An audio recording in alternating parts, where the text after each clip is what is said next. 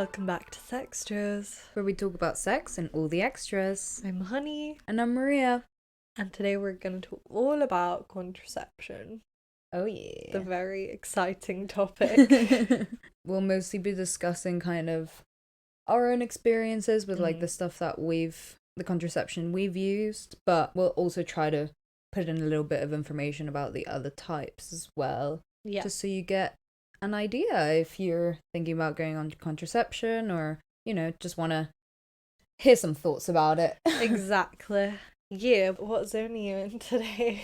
What zone? I'm truthfully feeling quite blue, I've been kind of like emotional Yeah. the past couple of days. I don't know, I really don't cry very often anymore. Like, it used to be like a joke. I would literally cried all the time, like every day kind of vibes, like really sad boy hours. So yeah, we had that little competition of who would go the longest without crying, and none of us made it to the end of the day. We literally took one day, yeah, exactly. Yeah. But I just don't really cry that much anymore. But I'd like cried yesterday, been a bit teary today, so it's a bit much for me, to be honest. But yeah, feeling kind of sad, kind of blue. I just saw my boyfriend, but I don't know, I was kind of quite sad leaving him. But yeah, I just had this kind of weird realization that I'm not a student anymore. And nearly like a year later. Yeah, honestly, because I went to see him in Bristol, like where we went to uni, and I hadn't been since we left. And I don't know, just like when I was sitting on the coach, like waiting to leave, I was like, wow, I've like taken this coach so many fucking times before, but like never like this. Like it's always like I'm gonna come back and like this is like my home, this is where I live. But now it's just not like that. So I don't know, not very relationship related, but yeah, a little bit blue. What about you, hon? A little bit blue as well. Yeah, first time recording since you're back from America. Yeah, true. This is the first time we've recorded together in a while. I know. Cute. Yeah, life is so weird right now. Like, I have no purpose, You have the podcast. Yeah, I have the podcast, but like, I have no job, I have no income, and I don't really know what I want to do with my life, so just trying to figure that out. And like catch up with everyone. I should probably have sex sometime soon. It's been a while for me. Probably should do that. Yeah. So yeah, it's just super weird. It's also weird to like be in the sunshine, like surrounded by nature, and then just like come back and be in this like horrible weather that we are experiencing currently. Yeah, no, that is a bit of a shock, to be honest. Yeah. Shock to the system.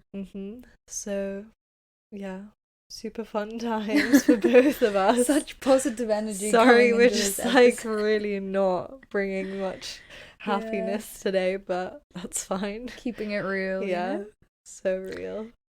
Anyway, should we get on with talking about contraception? Let's do it. So yeah, we thought we'd start with a little segment. We had a lot of things to ask, basically, and we wanted to know your answers. So we started with, are you on hormonal contraception? And 45% of people said yes, and 55% of people said no. Which surprised us, because we came into this thinking we were going to get like a majority yes, like in our heads everyone's having sex and on contraception, having safe sex, but no. Well, no, I mean, it's still like nearly 50-50, but I mean, if they're following by our example in the past, I don't know why we would think that. Yeah, no, for sure. But then, okay, we wanted to find out a little bit more. So what hormonal contraception are people on? So we found out that 11% of people are on the mini pill, 44% of people are on the combined pill, 33% of people are on the implant, and another 11% are on the coil. Okay, so combined pill comes out on top, unsurprisingly. Yeah, I feel like that's the most common one. Like when people think of contraception, that's what they think of, I feel. Yeah. Well, like other than condoms. Yeah, true. But I'm like surprised that implant came in a second, to be honest. Yeah, I was like, look at my implant queen. Representation. But I mean, it does kind of make sense, to be honest, because like I'm pretty sure the implant hormones and like mini pill are kind of similar, but we just like there's so much like pill propaganda pushed on us yeah, no, at all so times true. that Yeah, we would yeah. just assume that that's the most common. Yeah, no, so true. And then the coil and the mini pill are the last, which is like, yeah, I expected more love on the mini pill, to be fair. I expected more people on the coil. I feel like I know more people on the coil than on the implant. Really? I don't know anyone that has a coil. Okay, maybe I don't. At some point I've known people that have the coil. But I'm quite surprised by the implant, genuinely. Yeah. But we can talk about our thoughts on the implant later, because we obviously have a lot to say. In case you guys don't know, that's what we both have. yeah. So we will get into our thoughts on that and all the other ones we've explored as well. But then we asked, if you're not on hormonal contraception, what do you use? And 50% of people said condoms, unsurprisingly. 17% of people said the pull-out method. Guys, we really need to have a chat about this one. And 8% of people said natural planning. And 25% of people said nothing. So overall, however, like 42% of people said they use basically nothing as contraception, which I'm disappointed to say the least. I don't know, there might be a lot of caveats, you know. It might be like the people that said nothing, maybe they like some of them aren't having sex. Yeah, and some of them are gay, which is fine. Yeah. Like we can understand that that's a factor, but for the people who are having sex where there's a possibility of pregnancy, we need better. Yeah, no. It's not looking good, guys. Like, I know obviously that people do use the pull-out method, but like I don't know why I was so shocked that it genuinely got like quite a bit of vote. Yeah. Ugh, I have so much to say, but I feel like we need to not be judgmental. Yeah, I mean, that was 18-year-old Maria's preferred method. God, I forgot about that. I chose to just block that out of my mind, I think. Yeah, no, same. Yeah, not good times. Okay, then we asked, have you had a good experience with contraception? And 63% of people said yes, and 37% of people said no. I think this is surprising. I've literally never had a good contraception experience in my life. Yeah, no, genuinely, I've heard way more bad stuff about it than good stuff. But I guess, like, in the grand scheme of things, like, it's doing its job. Mm-hmm. So, like, that's true. Whatever. At least I don't have a baby, you know? Yeah. Like, happy for you guys that it's all working out. Yeah. Can't say the same for myself, unfortunately.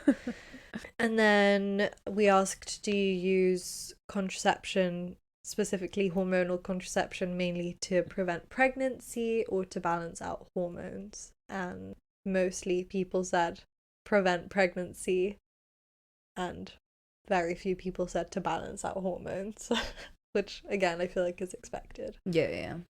But I'm glad that we got some votes for balancing out hormones and like period and all of that kind of shit, because I mean that is still like helpful for people. Yeah, and I feel like that's a big thing we need to like take into consideration as well. We want to do a whole episode on like PCOS and endometriosis, so stay tuned for that. Let us know if you want to feature.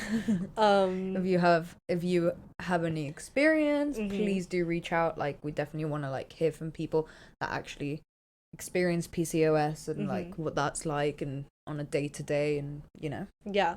But yeah, so obviously we need to like take into consideration that sometimes contraception is used for that more than anything else. And even if you don't have those things, maybe your hormones are just like super out of balance, or like your periods are super unreliable or whatever. So yeah, good to know these things. And then lastly, we just have a couple thoughts from some of the listeners on contraception and their experience. So someone said, my implant has helped me both hormonally, mentally, and no more pregnancy scares.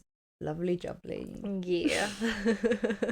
And then someone said that they've been on the same pill for 7 years now and they're starting to get such bad hormonal PMS, so they want to switch to a different contraception, but they're worried about the side effects of others that they're less familiar with, and it all sucks. And yeah, we definitely feel this, and Maria's going to 100%. touch on this in a second, and I am as well. Yeah, I think this is why it's kind of surprising that not more people said that they had a bad experience, because I feel like there's a lot of these, like, even if there's not something that's super wrong, it's like you're just not having the best time. Like, there's definitely something that's out of whack, you know, of like, maybe you're getting a bit of PMS, maybe you're getting like really heavy periods or like regular periods, and that's not what you want. So it's like super hard to kind of explore the options and to know exactly what's going to be best for you, especially because like everyone reacts to different things differently. Yeah, 100%. That's what I wanted to say. It's like, it's very much a like, is not a one size fits all, and like, you know, the symptoms and side effects that like might be listed on like a certain pill or the implant or, you know, whatever type of contraception, like it might not be how you necessarily react. And like even within those side effects and symptoms list, like there's so much variation of like, it literally says like could cause heavy bleeding or like stops periods altogether, you know what I mean? And it's like you don't know what's gonna happen to your body, and that's why it's so like it's so frustrating, because it's like, what do I do when I don't, like, what if I commit to this? And not that you have to commit to anything, you know, like that's also the thing with it, like you can try out different things, and like that is also good, obviously, because then you can find one that's good for you. But like the hassle of that and like messing with your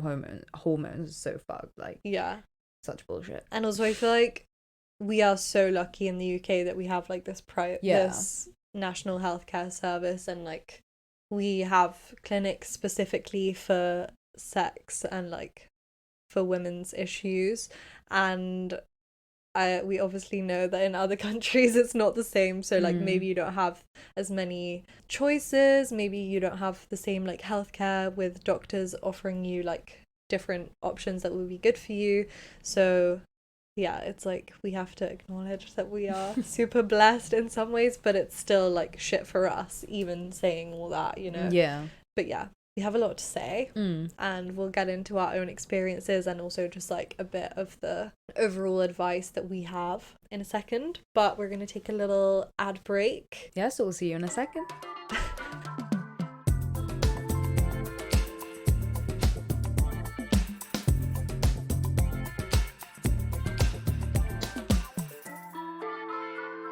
We're so happy to be partnering with Manscaped again, particularly as it is Testicular Cancer Awareness Month.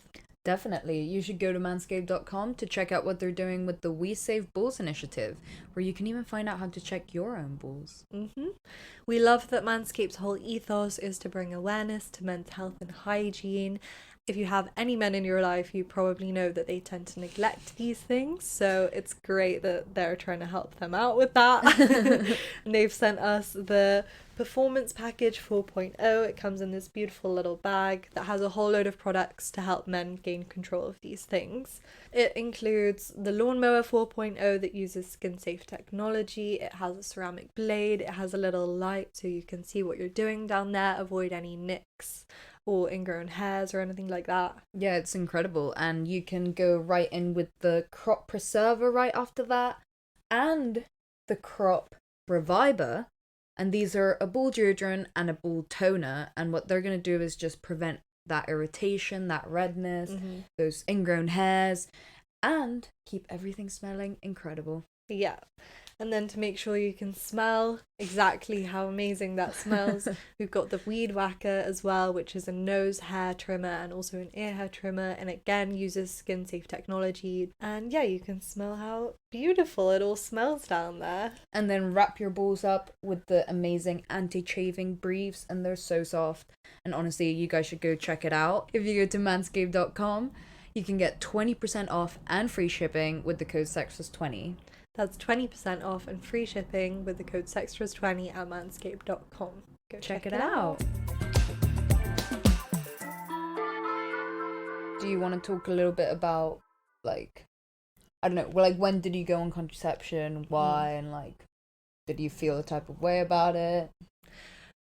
What did you go on? What was your experience? Tell us. So I went on the pill when I was 18. Okay. And I went on it because I didn't want to get pregnant, and I also didn't want to use condoms. Don't tell my mum. I would say sorry to my mum, but I feel like she already knows this information. And I went on the combined pill. I basically went to my doctor, who's like such a funny woman. She's like just super serious, super straightforward, and I was like, yeah.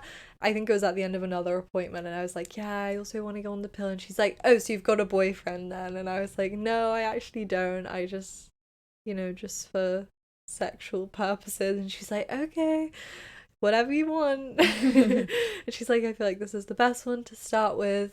And I was on microgynon. I don't know how the fuck you say it. I've heard so many people say it different ways.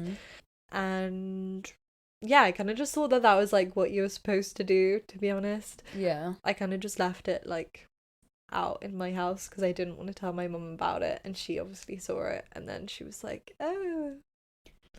So were you already like sexually active for a bit before you went on it?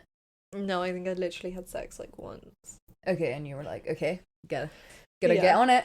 And also, well, I mean, also before this, I guess this counts as contraception, but I did take the morning after pill like the first time I had sex with a guy, even though it was like literally no chance of me being pregnant. I think I just really wanted to take it. And I think he paid for it, so I was like, feminist queen. I remember that day. So yeah, that was my initial experience. What about you? And when you when you went on it and stuff, did you like it? Did you experience any like bad side effects, or was it kind of just smooth sailing? It was fine. I was on it for a while, like a year and a half, before I was like, I'm gonna change, because I kept getting thrush, and I didn't realize that was like because of the pill. But then I spoke to loads of people, none of them really knew what to do, and then one doctor randomly was like, oh, maybe it's your pill, and then I switched pills and I stopped getting thrush. So oh, okay. Yeah. Okay, but you liked it up until the thrush situation? Yeah, I didn't really have any problems with it other than a pharmacist refusing to give it to me once when I was doing my A levels, and I was having a little mental breakdown. Oh yeah, I remember that as well. So that was rough times. Yeah, because then with the pill, like how you have to like, they usually give you like up to 3 months or something, no, and then you have to like go refill it, and then they take your blood pressure when you like are refilling your thing. Yeah. And yeah, but I had already had my blood pressure taken by my doctor, but this pharmacist decided it was his job, obviously, to control some 18-year-old girl's contraception. And I was in the middle of exams, like stressed as fuck. I ran to this place to pick up my pill in this 20-minute like break I had when I was studying, and so my heart rate or my blood pressure or whatever was obviously kind of raised. He made me like do this blood pressure thing, which I already hate. Like I already have to do it like 5 times at the doctor's because I hate how the thing tightens around your arm. I hate it. I get so it's stressed horrible. out, and they always have to just take my pulse with their fingers because I can never like get myself to calm down. And he was like, no, your blood pressure's too high, you're too stressed. And I'm like, yeah, because I'm stressed as fuck. I'm in the middle of exams, and now I don't have my pill, so I'm scared I'm gonna get fucking pregnant, you misogynist asshole. So then I just had to like go home and like sit in the knowledge that like I had sex recently and I didn't have my pill, and I was in the middle of exams, which just added to all my stress. So that was my main bad experience with it. Yeah. But yeah, it was not really a problem with the pill itself, more with like the medical sphere in general. Okay, and then when you switched pills, did you switch to like the combined pill still? And So what did you think about that one? I switched to a different combined pill for a tiny bit because for some reason they had like supply issues with the one I was on, but it was basically the same hormone. And then I switched to the mini pill after that, and I was on that for like a year and a bit, and it was completely fine. And then I was like, I want to be hormone free because I'm so quirky. And I'm in a long distance relationship, so it's not like I'm having sex or like I'm going to get pregnant. So I just came off the pill right before quarantine. And then I started fucking. I was actually fine. I was really happy for a bit. And then I was like, when my boyfriend came to visit, I was like, I'm gonna go back on the pill. And then I had all these problems, and I've basically been having problems since then. Damn. Yeah, and that was like 2020. Oh god. And now I'm on the implant. But we'll get into that. Tell us your contraception conception story. Well, I first went on the pill, I think I was like 17, and I went on it for like a really small period of time for some reason. Yeah. Cuz okay, so I started having sex, like straight sex. And I was like, okay, I'll go on the pill. And then I kind of went on it for like a month or something, and then I think I kind of like stopped sleeping with this guy for a bit. So then I think I went off it. I genuinely don't really fully remember that period of my life, but yeah, and then I went off it. I literally was on it for like 3 months or something. Oh, weird. And then I just stopped, and that was the combined pill. And then yeah, and then I just stopped taking it, and then I kind of was like just contraception free for like the period in between that and when I went to uni. Essentially, I was kind of just like winging it, hoping for the best. Level out fee. Essentially. And then when I went to uni, I was like, okay, I should probably like go on contraception. So then right before uni, I went on I was just gonna go on the pill that I'd gone on like the year before. But then when I went to the doctor, he was like, oh, have you had have you ever had a migraine? And I was like, yeah. He was like, oh, okay, then you can't go on the combined pill. Like, we're gonna have to put you on the mini pill. And I was like, okay, that's fine. Yeah. Like, I didn't really care. And then, yeah, I went on the mini pill, and I was on that for like maybe a year or like, yeah, like around a year. And it was okay. Like, I didn't have any really bad side effects or anything. Just what I didn't like about it was like having to take it every day and like at the same time every day, because especially also the mini pill is like you have to be more specific than the combined pill. Like, you have to take it like around the same time, like really strictly every day, because otherwise it doesn't necessarily work, or like it won't necessarily be 99% effective or whatever it says. So I just didn't like that. I don't know. And then also, but to be fair, at the time when I was taking the pill, I was also still on antidepressants, so like I didn't mind it as much because I already took a pill every day. Yeah. So it's like, okay, well, I'm already doing this, so it doesn't really matter. Yeah.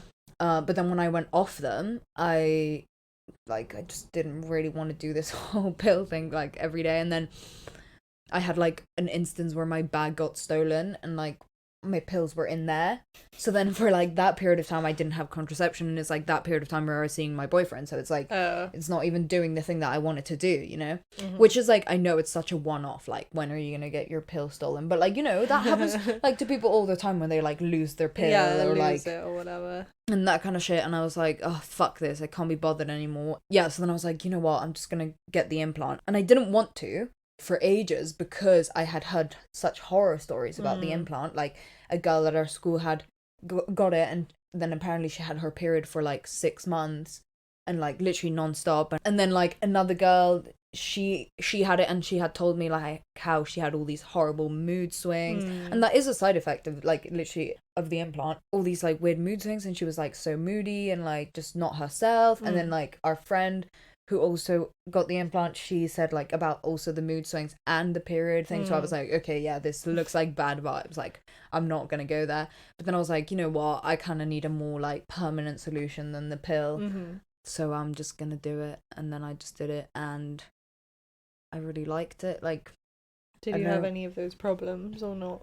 No, not really. I mean, I've had period problems whilst on the implant. Like, a big thing about the implant is it can make your periods go away, or like it can really make them irregular, and like that is definitely true. I don't know what the fuck my cycle is like at all. It's like so fucked up. Sometimes like I've had times where I get my period the entire month, but then I've had times where I don't get my period for like 3 months. So, you know, and like it depends what kind of person you are, because like that, for instance, like when I tell my mum about that, like that alarms the fuck out of her. She's like, that's not okay, that's not normal. And like I get that some people do want to have like a lot more control, or like not control, but like want to know what's up and like know what to expect and whatever, but like it hasn't been that big of a problem for me, and I've enjoyed having like, because also my period has been much lighter. That's good. So I kind of don't mind it. It's just obviously not ideal when I have my period for 2 months straight. Like, obviously no one wants that. But at the same time, like, that's happened one time. And other than that, I haven't had, like, any complaints, really. And yeah, you just, like, you don't have to think about it at all. That's what I like about it so much. And, I mean, it's coming up on the 3 years. And I didn't know it would come so soon. Are you getting, like... a little sad? You're gonna miss your little pal in your arm. Yeah, my bestie Maurice. Oh yeah, Maria's implant's called Maurice. What's mine called? I feel like it was called like Eugene or something. Yeah, I forgot. But I don't know. I get the whole, like, I get why some people wouldn't want to get the implant, because it is a little bit of like, okay, what if I do have one of those reactions? And like, to be fair, you can just get it taken out if that is the case, and like, which I also get as like, you know, you've experienced. It's like, if you just like go off with contraception, it doesn't necessarily mean everything's going to be fixed. Like now everything's kind of like out of whack and you've been trying to fix it. So I do completely get that. It's like, you're not, some people don't necessarily want to commit to that. But I'm an implant enthusiast. But then again, as I was saying, how it's gonna come to the end of my time with Maurice, my implant. So I'm kind of like, what to do next? Where to go? Yeah. And I have been on hormones for like 4 years now, you know. So I'm kind of curious to see what I'm like without hormones, but I'm still in a like long-term relationship. So I kind of need a form of contraception, and I'm not necessarily like going to go for condoms. Like, I'm not about to start using condoms, and like I'm not about to start doing natural family planning. So then it's like, okay, what are the non-hormonal options out there? And like, are they really good? And the answer is no. The only one that's like really viable is the copper coil, which also I'm pretty sure still has like slight tiny trace of hormone, but still I guess is the closest. And that still is a bit like, you have to commit to quite an invasive like thing, procedure, you know, and like commit to 5 years. So it's just like, I don't know. If you haven't seen a video of someone getting a coil put inside them, I would highly recommend you go watch it, just for your own knowledge, you know, because the amount of things that women endure is shocking to me. Yeah, it's quite an invasive procedure, and they just like don't give you anything to help with the pain. So yeah, and I have heard it's painful. Yeah. But then again, it's like, you have to do it. Yeah, you're like kind of in pain and might have like shitty periods or whatever the fuck for the next 6 months. And then you can just not think about it for 5 years. Like that is pretty nice. And like, if you're the kind of person that can do that, you know, then fine. But for some people, it's like the thought of that pain or whatever is like not worth it to them, which I totally get. Like, even for some people, getting the implant is not worth it. Yeah. So I totally get that as well. And like, to be honest, I was a bit skeptical of getting it. It was more just like, I thought that it would help stop my bleeding problem, which it hasn't. But like, it didn't really hurt at all. It's more just like the thought that I have something permanently inside me that is like kind of triggering to me. Some people don't like way. That. I kind of find it cool. Yeah, because I feel like I'm the kind of person that it's like super easy for me to take a pill every day. Like, I literally have never forgotten once to take my pill. Whereas, I mean, you said at the time you were on antidepressants, but I don't know if now you'd remember every day. Oh no, I'm not going back to the pill. Like, that life is not for me. Yeah, so before we get into like the other options, I want to talk a bit more about my like myself and my bleeding issues. Yes, please do. Because I think this is just like a really good example of how things work differently for everyone. Even the same thing can work differently for the same person, and like, it kind of blew my mind because I didn't know this, you know, and I want people to know and like not make the same mistake that I made. Not that it's necessarily going to happen to you, but you know, just in case. So as I said, I was on the mini pill, which is progesterone only, and I decided I wanted to come off. I wanted to be hormone free for a bit, see how that went, especially because I was just like sad already from having moved home from my study abroad. I wanted to just like let myself be, you know, be in love with my boyfriend. Also, people say that your contraception can like change how you feel about the person you're in love with. Yeah, I have which I'm heard not this saying too. that happened, but that's something to bear in mind, you know, because like that is kind of when all our problems started. Yo, my lord, what if I like go off hormones and then I like my relationship fucks up? I'm sure it won't. You're like a lot more stable than we were. But anyway, carry on, sorry. So yeah, I go off my pill and then he's gonna come visit. So I'm like, okay, I'm gonna start taking it again. I didn't even really like talk to anyone about it, which maybe I should have, but I did some research and like it just said you could just start again. Like you didn't even need to consult with your doctor. Also, if I had tried to, my doctor would like not have cared. They would have just been like, okay, just do it. Like, why are you asking? So I took the liberty of doing it myself and it was all fine for like a few weeks, and then I started getting these crazy mood swings, like up and down, like it was wild. When my boyfriend came to visit, it was really bad because I was being horrible to everyone. You weren't here this summer, so you didn't have to experience this, but I was really being quite horrible. And like shouting at people randomly and crying, and I was bleeding the whole time. Like we basically just had period sex the whole time, which is fine to be honest. Like now I don't really care, but like at the time it was kind of like, you know, like the worst case scenario in my mind. And we could have unprotected sex, which, you know, obviously didn't end well in other ways because now I have herpes, so maybe it was just like a sign from the gods that I should have been using condoms, but whatever.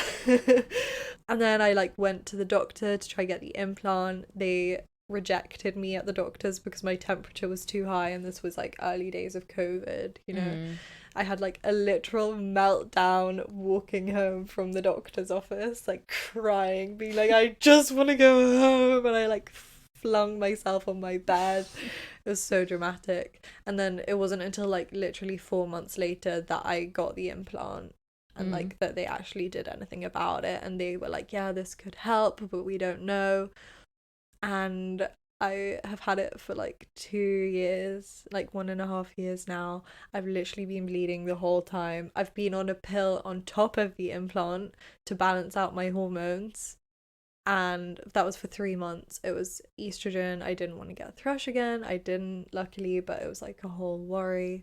I stopped bleeding for those 3 months, and now I'm bleeding again pretty much solidly since Christmas Day. God. So yeah, I think I'm gonna get my implant taken out, is the moral of this story, and I think I'm just not gonna be on any contraception because I don't need to be. I use condoms anyway. I have to because I have herpes. So that will be an interesting experience to like get periods again, like proper like monthly periods. True. Hopefully, and like have to think about that because that's not something I've had to think about for like 4 or 5 years. Well, you've had your period constantly. Well, yeah, so. But not like yeah, but that's a different thing to just like having to think, oh, I'm gonna get my period next week. Yeah, no, I get you. Because like having my period constantly is just kind of my normal life now. Like all my pants have period stains. It's so annoying. So I'll buy new underwear. Nice. Cute. New beginnings. So yeah, that's just a little like sign of what can happen. And again, like I totally get why some people don't want to go on hormonal contraception, but like I would highly advise you use condoms, and please don't use the pull out method. Or nothing, because the pull out method is not an effective form of contraception. Like it's really, really not. There's pre-ejaculate that contains sperm, and like you can get pregnant from that. And you also don't time it well, and it's just easier to not have to think about it, you know? Yeah.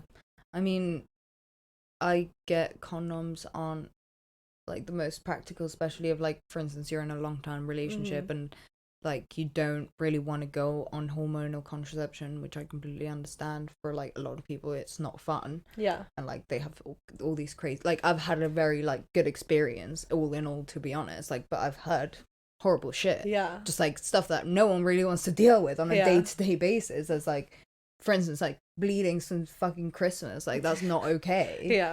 But I just feel like, get used to having sex with a condom, mate. Do you want to have, like, think about it. Do you want to have a baby? No.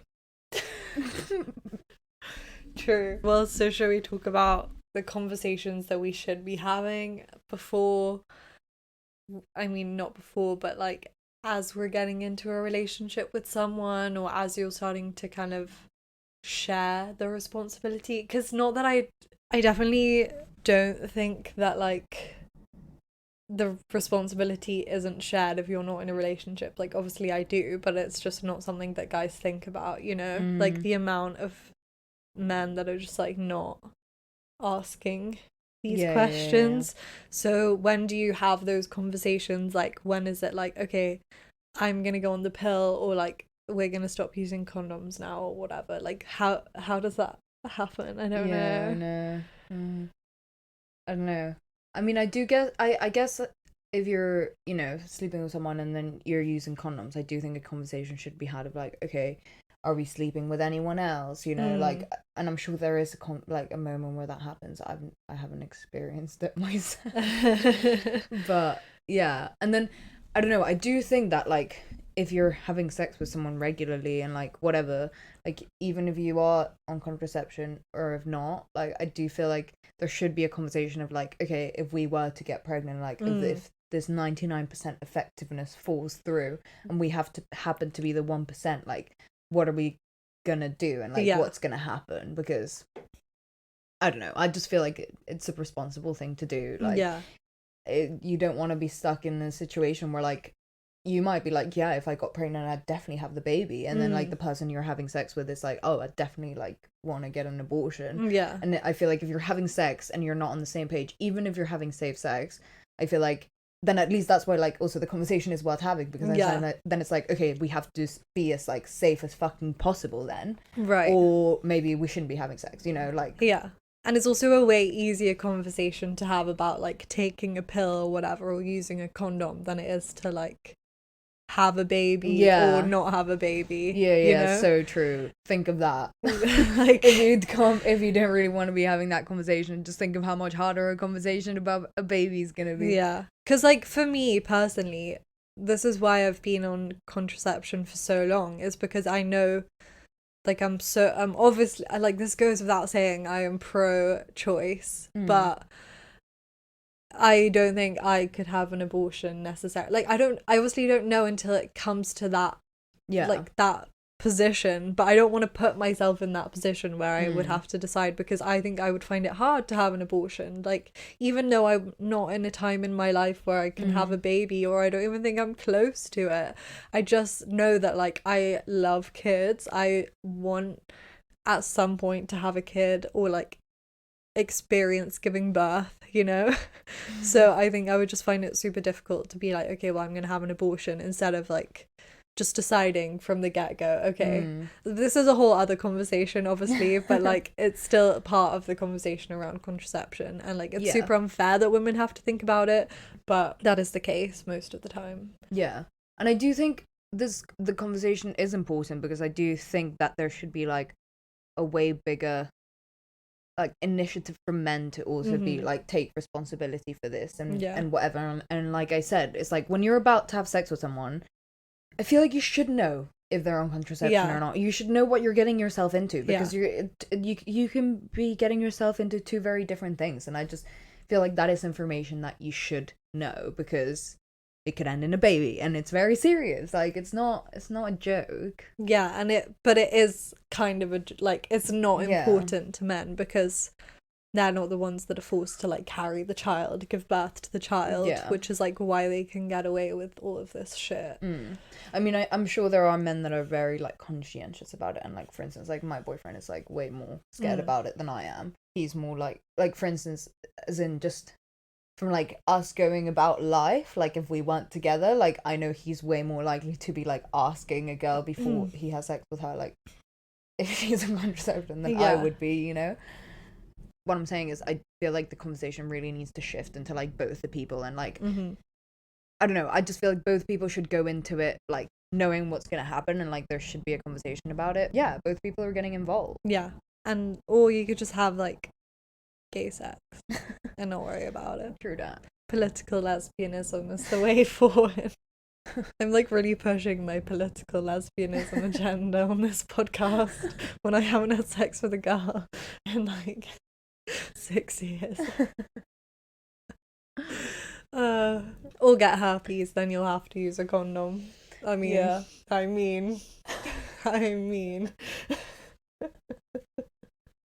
But yeah, okay, so we've talked about our experience, we've talked about conversations you should have. Let's talk about like the different options before we wrap up the episode, because I feel like everyone has questions. It's not necessarily something you're taught at school.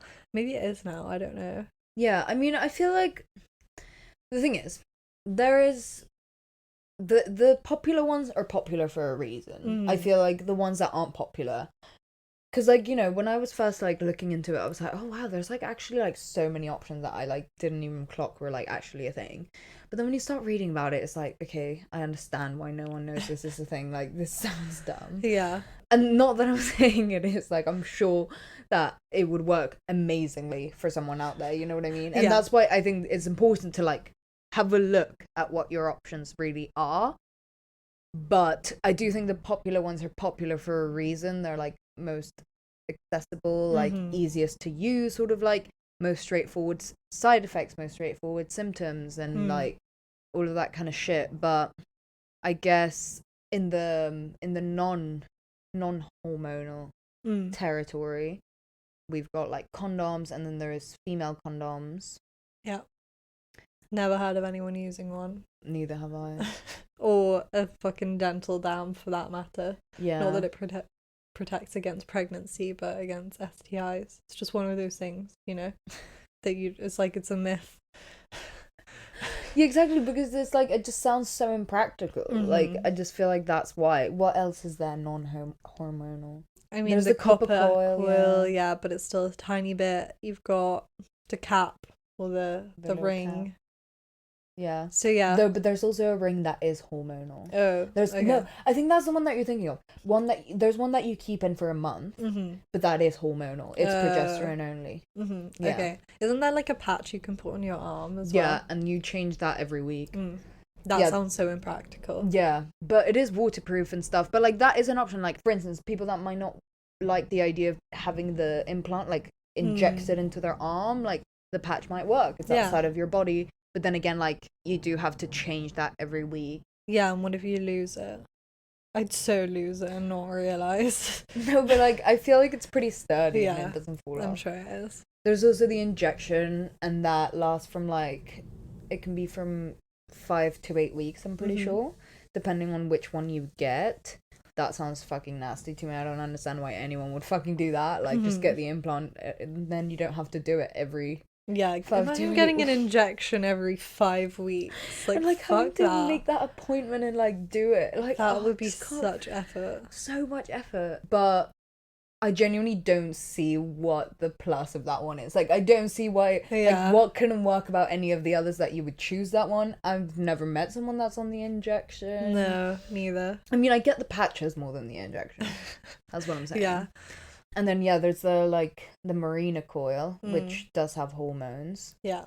And, yeah, what I've heard from the coil is, like, in terms of side effects, it's, like, not nice to be put in, obviously. And then, for the first 6 months, like, your period can be quite irregular, pretty heavy, and, like, you might have, like, you know, horrible kind of, like, period-y symptoms. Yeah. But then it kind of calms down after the first 6 months. That's sort of the general consensus. Yeah, but this is the thing as well. Like, I feel like this is the top tip that you guys can take from this episode is that, like, as we have just stated, there are lots of different options, and you need to like don't be afraid of just trying different ones out and seeing which works best for you, because like, yeah, with the coil they say the first 6 months it can be like super irregular or whatever, and with the implant as well, and with some of the pills it's like, oh, it's a 3-month like trial process. But like, if something feels wrong to you, don't be afraid to like go to your doctor and be like, this isn't right, or like, I don't want to deal with this, you know.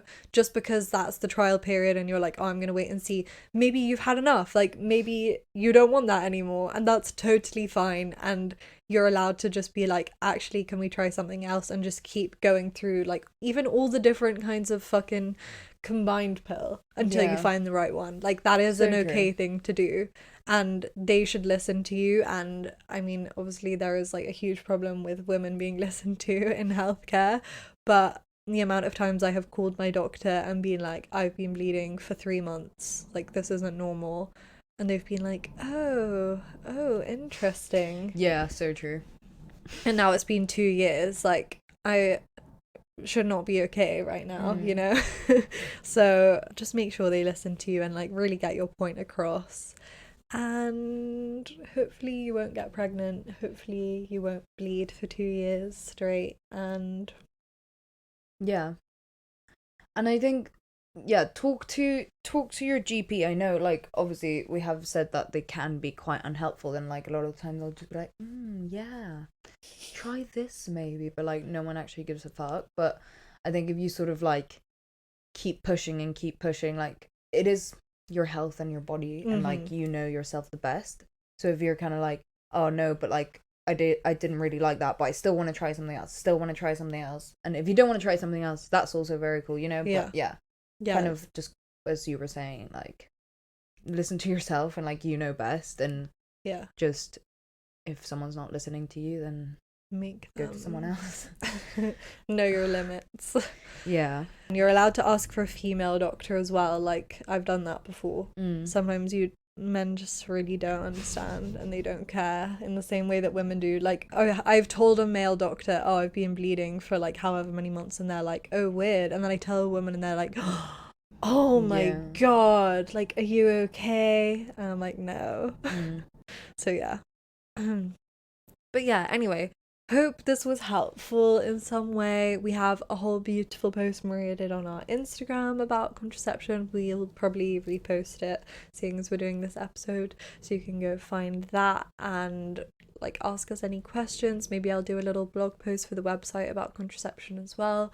I'm about to do one about STIs that I finished like ages ago, but I never posted. So yeah, all these little bits of information will be available somewhere, or like go ask your doctor or whatever you feel most comfortable doing. But yeah, if you're having any problems, I'm really sorry, that sucks for you. We've been there, and hopefully our little problems will like help you understand that you're not alone. Yeah, you're not alone. And stop using the pull-out method.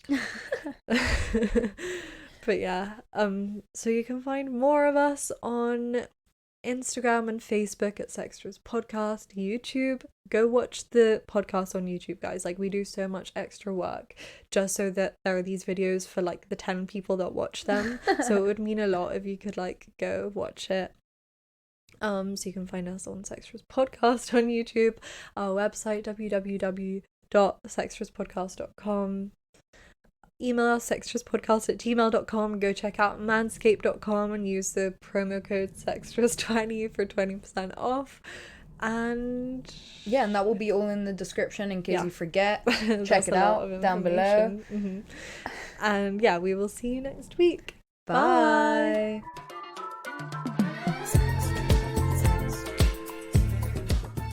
You've been listening to Sextras, presented by Honey Jane Wyatt and Maria Jose Hayodatiyi, produced by Mable Productions.